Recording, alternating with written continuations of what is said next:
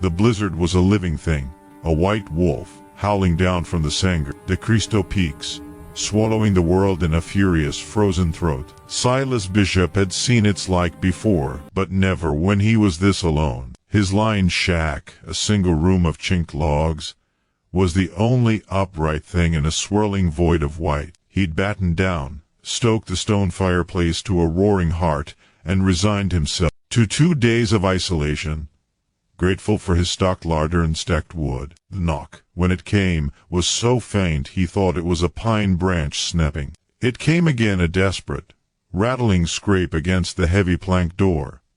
His hand went to the Winchester leaning on the stone. No one sane was out in this, no one friendly. He cracked the door, the wind immediately shrieking, and trying to rip it from his grasp. Through the stinging curtain of snow he saw them.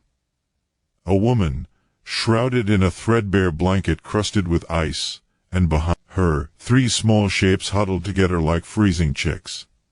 Apache, her face, gaunt and etched with exhaustion, was unmistakable.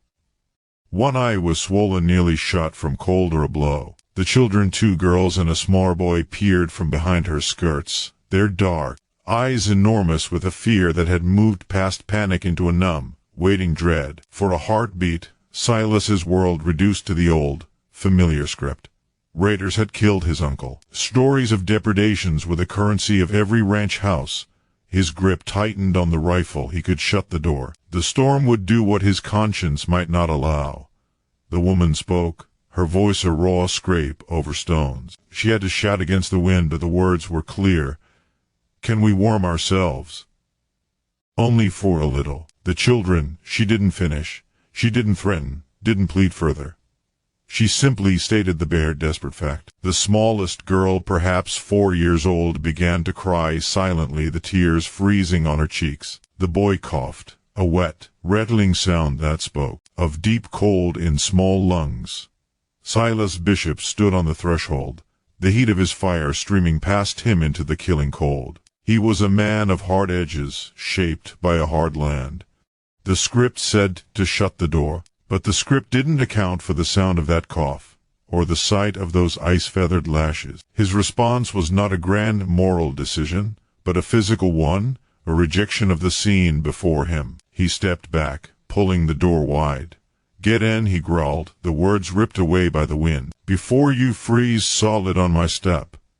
They stumbled in, a tangle of limbs and frozen wool. The heat of the room hit them like a physical blow, and the children whimpered, their bodies shuddering violently with the shock of the transition. Silas bolted the door, shutting out the wolfish storm. The sudden silence, broken only by the crackle of the fire and the children's chattering teeth, was thick and awkward. The woman stood just inside, her back to the wall, pulling the children close. She assessed the room with a single, swift glance, the fireplace, the bed, the rifle now in his hand, the pot of beans simmering on the hearth. Her posture was not of gratitude, but of a trapped animal calculating its chances. "Over there," Silas said, nodding to the floor before the fire. "Sit." He kept the rifle, though he felt foolish holding it against a half-frozen woman and 3 sickly children. He watched as she herded the little ones to the hearth. They collapsed onto the rough-hewn planks, instinctively reaching their tiny, blue-tinged hands toward the flames. The woman sat behind them, her arms encircling them, but her eyes never left Silas. He turned to his provision. With brusque, unceremonious movements, he filled a tin cup with water from a bucket and dropped in a chunk of maple sugar. He snatched the pot of beans from the fire, scooping a generous portion into a second, smaller tin bowl. He thrust the sweet water and the beans toward the older girl, who looked at her mother. The woman gave a tiny, sharp nod. The girl took the offerings, sipping the water first, then passing it to her brother before starting to spoon beans into the little one's mouth with a tenderness that belied her own shivers. Silas said nothing. He moved to the far side of the room, leaning his rifle against the wall within reach, and sat on his bunk, rolling a cigarette. He needed the ritual, the familiar taste of smoke to ground him. He was sharing his fortress with the enemy. Every lesson of his life screamed it. The woman finally spoke, her voice softer now but still guarded. I am called by wind. These are my children. We are not of the war band. We were separated from our people 3 days ago. Running, Silas asked, the word hanging in the air. Surviving, she corrected, her gaze steady. The boy coughed again, a deeper, more troubling sound. She pulled him closer, resting her cheek on his matted hair. Her swollen eye, Silas saw now in the full light, was a nasty yellow-purple bruise. Someone had struck her not long ago. He finished his cigarette, grinding it out on the hearthstone. The children, their bellies warmed by the food, were succumbing to exhaustion, their heads drooping against their mother. The little girl was already asleep, her breath still hitching. The sight did something to Silas, cracked a fissure in the ice around his own heart. He stood up abruptly. The woman flinched, her body tensing to shield the children. But Silas walked to a small trunk at the foot of his bed. He pulled out 2 wool trade blankets, coarse but thick. He tossed them toward the hearth. Then he turned his back, busying himself with adding more wood to the fire, building a blaze so high it was nearly wasteful. "Storm'll last the night," he said, his back still to her.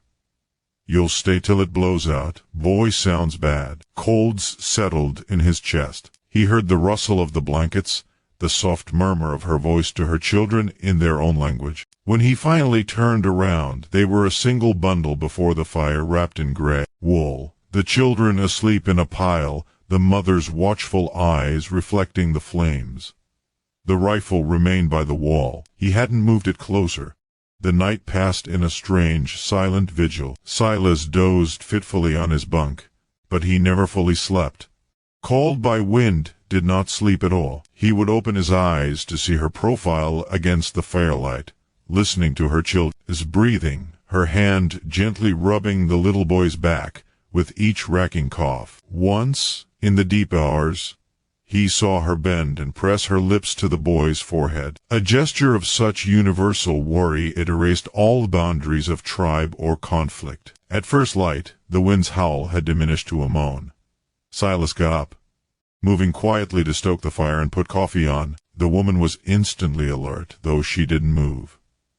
The children slept on, deep in the grasp of exhausted recovery. He poured a cup of coffee, added sugar, and walked over. He set it on the stones beside her. For the cough, the heat and sugar will help. She looked at the cup, then up at him. The fierce defensiveness in her eyes had softened to a weary confusion. She took the cup, sipped, and passed it to the boy, who had woken and was struggling to sit up. He drank greedily, the warmth soothing his raw throat. "You should have shut the door," she said suddenly, her voice low. Many would have. Silas sat back on his haunches, looking at the sleeping girls, their faces finally peaceful. "I reckon. Why did you not?" He was silent for a long time, watching the steam rise from his own cup. "My mama," he said finally, the words strange in his mouth. "She died of the lung fever when I wasn't much bigger'n your boy. Caught it in a cold spell. I remember the sound." He didn't look at her. "I didn't shut the door because I couldn't listen to that cough fade out in the snow. It ain't about you. It was about that sound. It was the truth, stripped bare. Not charity, not some grand enlightenment, but a personal ghost he could not abide. Called by wind absorbed this." She nodded slowly, as if his selfish, human reason made more sense to her than saintly virtue ever could. "Then the spirit of your mother guided your hand," she said, "and we owe her a debt." When the sun was fully up, revealing a world scoured clean and blindingly white, she roused the children. She folded the blankets with neat, precise motions and placed them back on the trunk. The children, warmer and fed, looked at Silas with a shy curiosity now, not terror. They stood at the door, ready to vanish back into the vast, white landscape from which they'd come. Called by wind turned to him. "The way to the fort, which direction?" He knew then they weren't trying to rejoin a war party. They were seeking the reservation, surrender, a desperate bid for food and medicine for the boy. A harder road in many ways than the one they'd left. Silas didn't point. He looked out at the mile-deep snow, the hidden arroyos, the certain death for a woman with 3 weak children. His response, once more, changed everything. "You can't make it," he said flatly, "not with him like that. The snow's too deep. Storm's not done. This is just its eye." Her shoulders slumped, the hope leaching from her face. "There's a canyon," he continued, his voice still gruff. "Half-day's walk. South. Sheltered. Good water. There's an old shepherd's hut there, stone. Still has a roof." He met her eyes. "I'll take you. I've got business that way." It was a lie. His only business was the ghost of a cough, and 3 pairs of dark, trusting eyes. He saw the conflict in her, the fear of trusting him further against the certainty of the perilous trek. She looked at her son, who leaned against her leg, still too weak. "Why?" She asked again the core question. Silas pulled on his heavy coat and began to strap on his snowshoes. "Because a debt was called in," he said, not looking up, "and my mama didn't raise a man who ignores his debts. Now get those kids ready. We go while the light holds."